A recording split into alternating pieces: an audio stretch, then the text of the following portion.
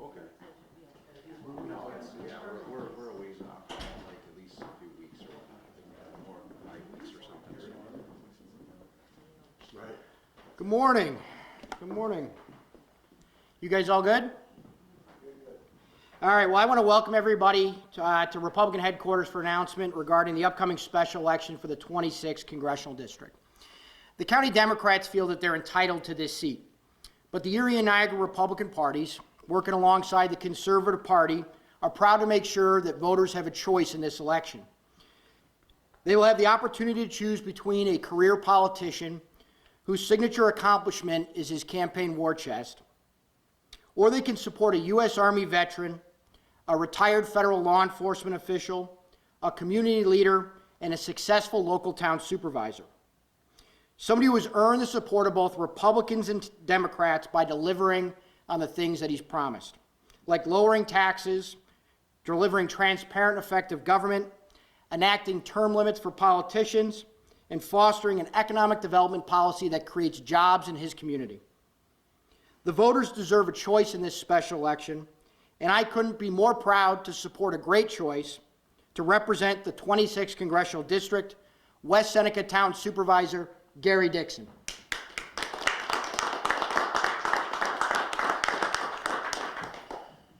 Good morning. I'm announcing today that I am a candidate for the special election to fill the vacant seat in the 26th Congressional District on April 30th. I do not take this decision lightly. I'm running because the public deserves a choice. Our next congressman should not be anointed by the Erie County Democratic Committee. It's an election, not a coronation. And yet another career politician is not going to solve our problems. Our country faces many challenges, but my entire professional life has been about confronting issues and addressing them. In my career in federal law enforcement, I have worked as an investigator and as a manager, probing cases that include corruption, fraud, and money laundering. As the West Seneca Town Supervisor, I have carefully managed the town budget and have not increased residents' town taxes for 4 years. Where some see challenges, I see opportunity. I have always been solution-driven, and I'm eager to take on the many issues facing our country. I know many of you struggle right now. Grocery bills have gone up, inflation is high, young people can't afford to buy a house. Folks are concerned about the safety of their communities. Above all, I want to tackle the issues that are important to the residents of the district. I am running to represent every person in the district, regardless of where you live, how much you earn, or what's the color of your skin. I'm running for the residents of Buffalo, particularly East Buffalo, who have seen politicians come and go, and nothing really has changed. I'm running for the residents of Amherst, and the rest of the residents of every other city, town, and village in the district who feel they're being taxed to death.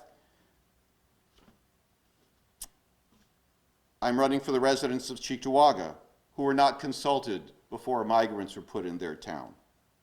For every resident who's being told that the country is moving in the right direction, there are many who can look at the facts in front of their eyes and see inflation and increased crime are real. In short, I'm running for all residents of the 26th Congressional District who are tired of the dysfunction in Congress and just want a government that works for them. Finally, I am realistic about my chances. This is the bluest district outside of the New York City area. However, the town of West Seneca is also technically a blue town. But 3 elections in a row have shown that my brand of governing is what residents want. I'm offering the same dedication to make government work for the taxpayers and residents of the 26th Congressional District. Thank you.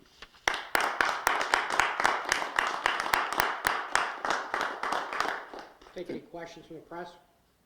Obviously, Supervisor, as you said, you've been able to do well in West Seneca, but in a much larger area, where do you see a primary vulnerability for your opponent in the Democratic Party that you can try to exploit? So the major issues facing everybody in the country: crime, migration, and taxes. My opponent has been a professional politician for much of his life. All of those things have just gotten worse. Taxes are out of control, spending is out of control, and as far as New York State goes, people have been leaving. I want to create the conditions where people want to stay in my district, and people feel that the country is on the right trajectory as far as crime, and that we get migration under control. I am all for legal migration. Do you currently reside in the 26th? So the 26th district under the redistricting will include all of West Seneca, just like it used to. What are your plans to get your message out there? Well, I think we have a robust communication policy. You know, I am one of the most open supervisors in the county. You know, my cell phone is out there. I am frequently on Facebook, and we do have a plan to match to generate the ability to get my name out, and more importantly, you know, what I stand for. I don't you know, fool myself that we're going to be able to compete with my opponent's massive war chest. But you know, it's funny, when people talk about politicians, it's always a compliment that they have a huge war chest. To me, that's an indication of being a professional politician, and that is not what I am. I'm about getting things done. I'm about focusing on the problems of the district or the town. What about the fact that your competitor, whoever you want to phrase it, the Democratic candidate, is coming in off of very popular incumbents? You quibble with the phrase popular, but he's credited with the waterfront, various things. So how do you change that he's seen as the successor to this very popular incumbent? How do you change that narrative? Well, this is not a hereditary position. Just because, you know, you're in line or have been judged by the Democratic Party to be in line to have this doesn't mean it's your right and that you get to assume that position without any competition. As I said in my statement, this is all about giving voters a choice. They do not have to accept a professional politician. They can look at me and see what I've done in West Seneca and say, maybe this is the direction we want to go in. Because I can prove that I can control tax increases because I've done it. I can prove that I'm for term limits because we've implemented them in West Seneca.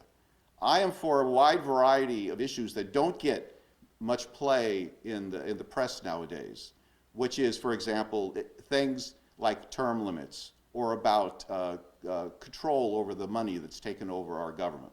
All those things I want to talk about. Would you be a supporter of Donald Trump in the presidential election? I will support whoever wins the nomination of my party. And perhaps the party chair wants to jump in on this too. Are you hearing anything of any potential support with the National Republican Congressional Committee in terms of fundraising or anything that you might be able to count on to help with this candidacy? Yeah, well, actually, I'm headed from this announcement to Binghamton for the New York State Republican Convention, where we'll nominate a candidate tomorrow for United States Senate against Kirsten Gillibrand. So I'll be speaking with our state party chairman, Ed Cox. I've had conversations with our friends in Washington, but ultimately, I think what's really going to be, you know, the success of this campaign is going to be the support that we're going to be able to generate locally. Gary is a proven vote getter in a deep blue town, and as the supervisor mentioned, we're not here to match Tim Kennedy dollar for dollar. We're here to get out a message that resonates with the people of the 26th district. We're going to have the entire operation of the Erie County Republican Committee. I know I've spoken with Chairman Larigo and the Conservative Party, and I expect that Gary will have their support as well. We're going to be together in this. We're going to work very hard. This will be the only race on the ballot on April 30th, so the entirety of our efforts will be behind Supervisor Dixon, who's one of the most respected public officials in Western New York, and we look forward to doing this without the need to go to Washington to beg for money. We're going to be doing this with resources that are going to be gathered here locally, and we'll do what we can to encourage support elsewhere, but this is going to be a Western New York-driven campaign. Is there one particular, you already mentioned some of where you feel that they may be vulnerable, but is there one thing in particular that you're going to stress to the voters? One issue in particular that you think would be a winning one for you? Well, I think there's many winning issues because the Democrats have overstepped in so many areas. As I said, the three big issues are taxes, migration, and crime. And we will certainly pound on all of those as the Republican Party, specifically me, working in Washington, will work to address those issues. And you mentioned East Buffalo, east side of Buffalo. What would be your appeal as a Republican to the east side of Buffalo? I would ask them to ask themselves, what has decades of Democratic control done to improve their lives? I will meet with anybody. I will talk to anybody. I won't demonize anybody based on their political party or whatever. I don't care if you didn't vote for me. What I care about is how can I serve your community? And I am completely open, as I proved in West Seneca, that if the community has a good idea, the community has something that looks like it's a solution, that I will support it 100% regardless of where it comes from. How do you go from overseeing a town like West Seneca to a whole district? You know, that's the question that really everybody who runs for office encounters. And, you know, I think in some ways, local government is harder than higher up. You know, in a way, I wish every politician in Washington had experience in local government. Because in local government, you're judged by your results, and you get feedback instantly. You know, I run into voters in the grocery store or on the sports field, and as I said, my cell phone is out there, and people call all the time about problems or about suggestions. They even send compliments sometimes. So I think the skill and the experience of local government, where it's all about solving problems, it's all about delivering the best services at the most reasonable cost, is invaluable. I mean, it's like when I was a kid in high school, you know, working in McDonald's. I will never approach another retail person with anything but respect, because my experience, having, you know, been on the other side of the counter and having to deal with some customers, makes me, you know, very, very aware that it's, you know, retail jobs, waitressing jobs, these are tough jobs, and we need to treat everybody with respect. You mentioned your law enforcement background. Would you want to be perceived as a law and order candidate? So what the law enforcement, specifically I was an FBI agent for 27 years, just like when I was in the Army for 6 years. It's building on a sense of paying back to my country, to honoring the people that came before us and who defended our country. And being in law enforcement, as many of my colleagues who are up here can attest, it's about helping people. It's again about solving problems. It's about protecting the vulnerable who are preyed upon by criminals, whether, you know, violent crime or white-collar crime. It's about making the country, or at least that situation, right. It's about getting justice. So having been in the Army, having been in law enforcement, you know, we follow the law. If we don't like the law and we want the law changed, there are ways to do that legally. We don't just ignore the law when we're in government, or when you're a town supervisor, or when you're a county executive, or whatever, the governor. I follow the law, and if we don't like the law, we work through the political process to change it. And what would you suggest regarding the immigration situation which you brought up? Down at the border, if you'd be elected to Congress, as everybody said, you know, Congress has to figure this out. What would you suggest? Well, it's a very complicated issue. So, you know, I wouldn't want to jump into it and say, oh, I know everything about it, I know the solution. It's very complicated. I do know that nothing is going to get done if we don't work together. And we have to come up with a solution that, that satisfies at least 51% of the Congress, and we have to get something through, which is, again, building on you know, a town supervisor. There's probably no issues where everybody agrees. There's always debate. There is always disagreement. What's important is to listen to other people, to understand where they're coming from, and then try to craft a solution that will satisfy as many people as possible, recognizing that you're never going to please everybody. But I am for legal immigration. It is not fair to all these migrants that they're admitted into the country and then they don't get a court date for years. Many of those court decisions end up sending them back to their country. They deserve, if we're going to let them in, they deserve a rapid adjudication of their cases.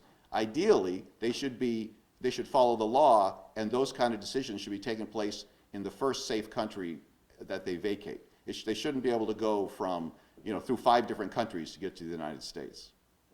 The incumbent has indicated one of the reasons he's getting out is because of the extremism. And on the left and the right, would you see yourself then, from the way you indicated, you want to listen to people more so? Would you see yourself as more of a centrist candidate, or I don't know if you want to be pinned down with all these labels, but how would you?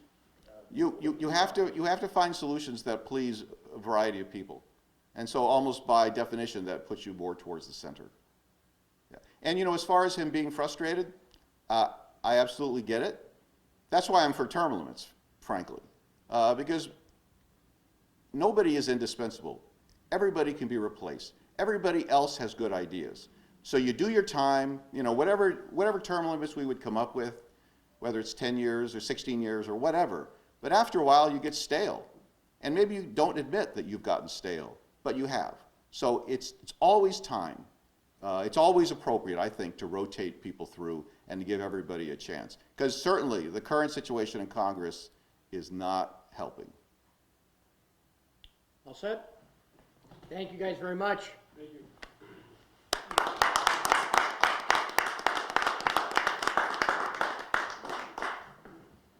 Before you guys all break, do you want to get up? Supervisor, one last thing, and you don't have to go on camera for this, but Well, why don't you know, we can set up through Lynn. I was just going to ask, what happens with the town leadership now if you're running as a candidate for Congress? What happens? Well, luckily, this is kind of this is not the budget season, so it's a bit slow. As it is, I already am working on town issues, you know, in the evening. Maybe you should step up, sir. I'm sorry. Step back up for that question. So the question is about the town leadership. The busy season is the season of the budget, which begins around July. But regardless, I do much of my work in the office hours, but a lot of it, as my wife will attest, is after hours, is early in the morning, as anybody who's received an email from me at 4 o'clock in the morning will attest, or is it at night. So there's a lot of flexibility where I can get everything that I need to do finished. And then, of course, you know, the same with campaigning, which is only for about 9 weeks. So it's a fairly short period before the special election. And of course, you can ask this question of pretty much anybody that runs. You could ask it of my opponent. How is he going to keep doing his work in the Senate? You can ask it of people who run for re-election. It's just a fact of life that this is how the system works. And I have absolutely zero problem, or I can say with confidence that everything in the town will continue to run. We have very good employees, and certainly in the town board meeting, I'll be doing my responsibilities there. Thank you. Thanks. Thank you guys for being here. I appreciate it. We're just going to move